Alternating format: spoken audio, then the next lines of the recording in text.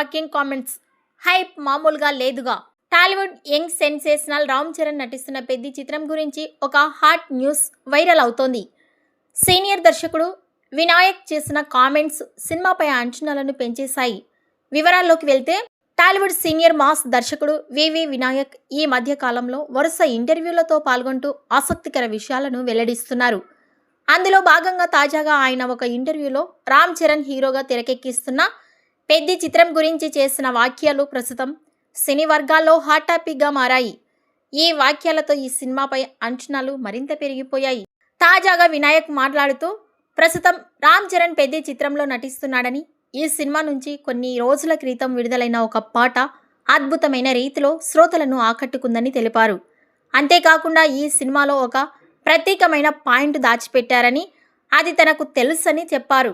ఆ చిన్న పాయింట్ ప్రేక్షకులను విపరీతంగా ఆకట్టుకుంటుందని, కేవలం తెలుగు లేదా భారతీయ ప్రేక్షకులనే కాదు, ప్రపంచవ్యాప్తంగా ప్రేక్షకులను అలరించే స్థాయిలో ఉంటుందని వెల్లడించారు. ఇక ఈ సినిమాకు సంబంధించి ఇప్పటికే 2 సాంగ్స్ టీజర్ని రిలీజ్ చేశారు. ఇవి యూట్యూబ్లో మంచి స్పందనతో దూసుకెళ్తున్నాయి.